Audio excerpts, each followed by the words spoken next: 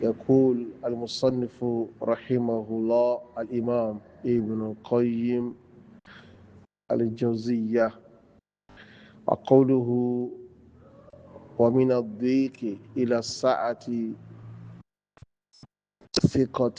ثقة ورجاء. الإمام ابن القيم الجوزية رحمه الله وتسواج لوري الفرار إلى الله سبحانه وتعالى إساري تكتك لصدو لوا الله ọba tó ga jùlọ jalla subhana tẹbárátí àti sọ nípa firaru la'ama min al-jahli ila al-ilmi aqdan wa sa'yan àdẹ̀tí sọ̀rọ̀ nípa al-firaru min al-kasali ila al-tashmir jiddan wa azman so ẹlẹ́kẹta onani al-firaru min ad-diq ila as-sa'ati thiqatan wa raja'an. Àwọn ọ̀rọ̀ táwọn tú palẹ̀ àbí tí al-Imam Ibn Qayyim rahimahullah tí wọ́n tú palẹ̀ yẹn ó jẹ́ ọ̀rọ̀ al-Imam Abu Ismail al-Ansari al-Harawi rahimahullahu ta'ala inú tírà àwọn al-Manazil. So alimamu al-Harawi wọ́n ní al-firaru kẹta ìsáré kẹta tá a máa sáyéré ọ̀nà ni mina dik ká sáré kó níbi ìfúnpínpín ila sáà lọ síbi tó gbáàyè bàbá wà níbi tó fún ẹkú níbẹ̀ lọ síbi tó gbáàyè ibi tó ti ráàyè napá nasẹ̀ tó ti ráàyè nàyẹ́ gẹ́gẹ́ bí Yorùbá ṣe máa ń sọ fíkọtàn á kó níbi tó fún pínpín lọ síbi tó láàyè yẹn fíkọtàn pẹ̀lú ìjẹ́ olódodo sí Allah jalla subhanahu wa ta'ala pẹ̀lú ní ìfọ̀kànbalẹ̀ nínú Allah pé ọlọ́wọ́ ọba mi kò ní já mi kulẹ̀ ọlọ́wọ́ ọba mi kò ní wò mí ràn yóò ṣe dáadáa fún mi wa raja'an àti lẹ́ni tí yóò máa ràn kan dáadáa lọ́dọ̀ Olúwa ẹ̀dá jalla subhanahu wa ta'ala. àwọn afẹ́wà sàlàyé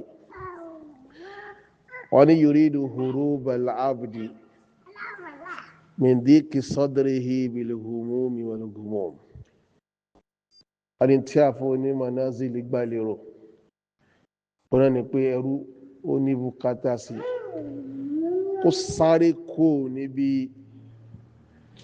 díkù sọ́dọ̀ ìfúnpínpín àyà ẹgbà ń sọ̀rọ̀ pé ìfúnpínpín lẹ́ẹ̀kan tí ó ń fúnpínpín yẹn ní àyà àwọn olóyìnbó sọ yìí pé constriction of the heart jagbọ́rọ̀ constriction of the heart àyà máa fún pínpín tó máa ń lead sí depression ẹ ti wọ́n gbọ́ pé ẹnìkan ó suffer depression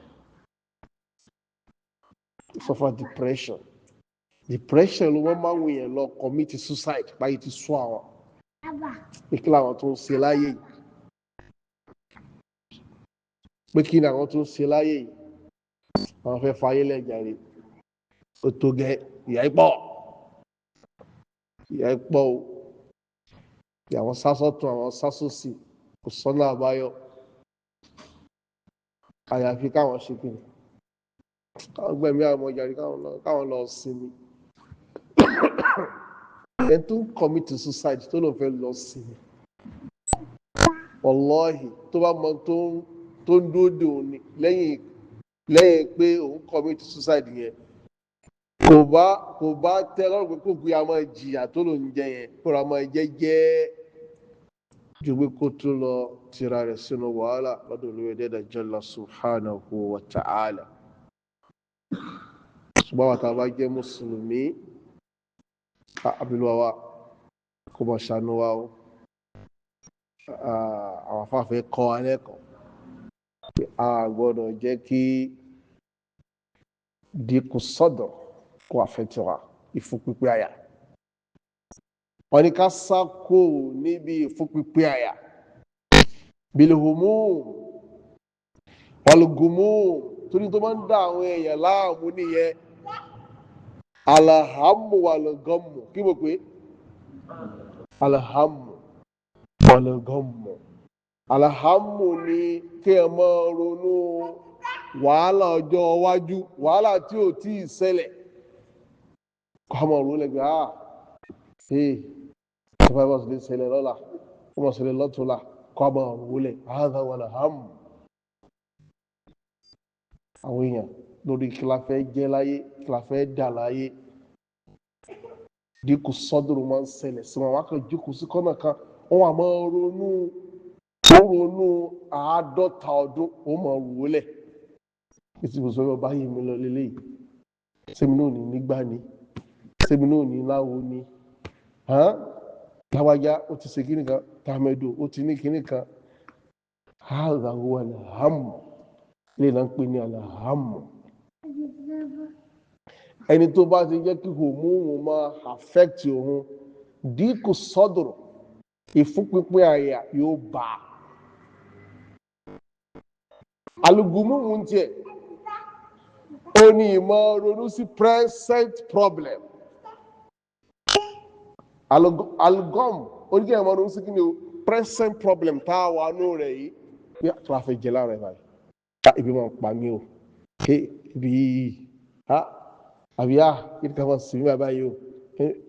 gbogbo rẹ̀ pátápátá àti alùhùmùmù ni o àti alùgùmùmù ni o wọ́n fẹ́ kí mùsùlùmí gbọ́kàn rẹ̀ kúrò níbẹ̀ kó wá kó gbogbo bùkátà yẹn lọ sọ́dọ̀ ta ni o ọba adẹ́dà jalla subhanahu wa ta'ala wal ahzan.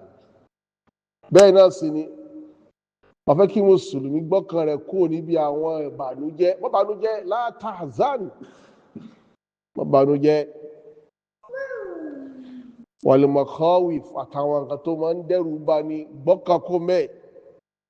allati ta'tarihi fi hadhihi ad-dar min jihati nafsihi àwọn nǹkan tí ó máa ń tú àṣírí ọmọnìyàn tó bá ní ta'tarihi tó máa ń tú àṣírí ọmọ ènìyàn nílé ayé tá a wà yìí tó sì jẹ́ pé látara ẹ̀mí rẹ̀ ní ó gẹ́gẹ́ fúnra rẹ̀ ní architect ẹ̀ bí máa náà yí pé òun gẹ́gẹ́ ló dálẹ̀ fún rẹ̀ tí ò bá ti ọkàn rẹ̀ bọ́nú agbègbè yẹn ni ó máa free ọkàn rẹ̀ ó balẹ̀ kò ní problem. ọlọ́mọba huwa khariju min nafsihi bẹ́ẹ̀ náà sì ní afẹ́kọ́mọ́ nìyàn kó sákò níbi tó máa ń fa ìfúnpínpín ọkàn ṣùgbọ́n tó pé kì í ṣe ara rẹ̀ ló wà ìta ọkàn ló wà. mimma yata'allaqu bi asbabi masalihihi nípa àwọn nǹkan tó ní í ṣe pẹ̀lú pé kí ló lè sọ láǹfààní wa masalihi ma yata'allaqu bihi àti àǹfààní tó bá tún so mọ́ tó lè ṣe láǹfààní bẹ́ẹ̀ bẹ́ẹ̀ lọ. wa ma yata'allaqu bi malihi wa badanihi wa ahlihi wa aduhi àti ìmọ̀ àti nǹkan tó lè ṣe máàlù rẹ̀ láǹfààní nítorí ṣe pẹ̀lú tí ó ṣe ọ̀rọ̀ rẹ̀ láǹfààní tàbí ara rẹ̀ tàbí àwọn ará ilé rẹ̀ kódà tó fi dórí ọ̀tá rẹ̀ gbọ́kàn kó gbogbo rẹ̀. àníyá gbogbo mìndíkì sadrihi bidhalika kullihi ila sa'ati fadahi thiqati billahi tabaraka wa ta'ala kó gbọ́kàn kó gbogbo yẹn pátápátá torí gbogbo nǹkan yẹn pátápátá dínkù sọ́dúró ni yóò máa fà fún ìfúnpínpín ọkàn ni yóò máa fà fún owó mi o owó tí mo ní yìí o bó ni ó ṣe pọ̀ sí owó tí mo ní yìí o bó ni ó ṣe ní lọ fámìlì mi o ìyàwó mi o ọmọ mi o bó ni nǹkan ṣe ní ṣe wọ́n tí ó mọ̀ rò sáà nìyẹn. ẹlòmíì tó fẹ́ kú owó rẹ̀ ni ó máa pariwo ẹlòmíì náà fẹ́ kú ìyàwó rẹ̀ ní ọmọ pariwo ẹlòmíì ọmọ rẹ̀ àwọn ọmọ mi o àwọn ọmọ mi o àwọn ọmọ mi o. Mùsùlùmí má dààmú lórí àwọn nǹkan yẹn, sapá tiẹ̀ lórí ìyàwó rẹ̀, sapá tiẹ̀ lórí àwọn ọmọ rẹ̀, gbìyànjú bó bá ṣe lágbára mọ́ lórí gbogbo tó wá bẹ lákàtà rẹ̀ kó wá fi ikú lẹ̀ fún tani o Allah. Eré ọmọ náà là ń sá, eré kí náà sá, eré ọmọ tó fi lọ gba àwọn ìkíní kan àwọn ìkíní kan ní depression ó fi bá a. Kí láwọn ìyàwó ìṣèkíní kan náà ni àwọn ìyàwó fẹ́ wàṣọ ọdún ni àwọn ìyàwó mi fẹ́ wàṣọ ọdún ni tó fi lọ gba àwọn ìgbà aṣọ tó fi lọ depression. Kó ìbá ilé pọ̀ sí náà ni ló yẹ tó lọ yáwó kan náà ni kí ká jẹ mọ́ bẹ́ẹ̀ mọ́ díẹ̀ ò tó mọ́ ní fi lọ depression. Ẹlòmíì ọ̀tá rẹ̀ ní problem tiẹ̀. Bó làwọn ọ̀tá ò ṣe ní yọ̀ mí o, mo ní wọ́n ṣe ní fi mí ṣe yẹ̀yẹ́ o, àwọn ọ̀tá ẹ̀sìn mọ́lẹ̀ Yorùbá. Imaginary enemy olópọ̀jù fún Yorùbá jù. Tó fi bọ́ ọmọ kéékèèké tó fi bọ́ wọ́tà ká dá fọ́tà rẹ̀. Ọmọ tí ò tí mọ tó ń jọ̀tá. Ọmọ yẹn wà á dàgbà lẹ́ni tó mọ́mọ́ gbé sọ́kàn pé àṣẹ àwọn ọ̀tá ń bẹ. Kíláàkì mọ́ gbàrí àwọn ọ̀tá mọ́ jókòó mọ́ ronú pa àwọn pé bó làwọn ọ̀tá ọ̀sẹ̀ ní mú mi o bó làwọn ọ̀tá ọ̀sẹ̀ ní mú mi o gbọ́kàn sọ́dọ̀ Ọlọ́run. Gbọ́kàn sọ́dọ̀ Ọlọ́run. Wọ́n ní yahrubu min dhiki sadri bi dhalika kullihi.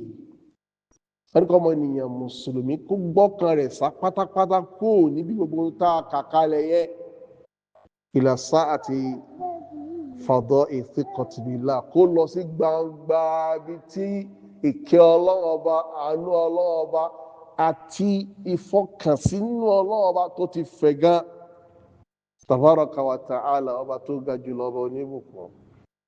Kó gbogbo wàhálà rẹ̀ kó lọ síwájú Allah jalla subhanahu wa ta'ala.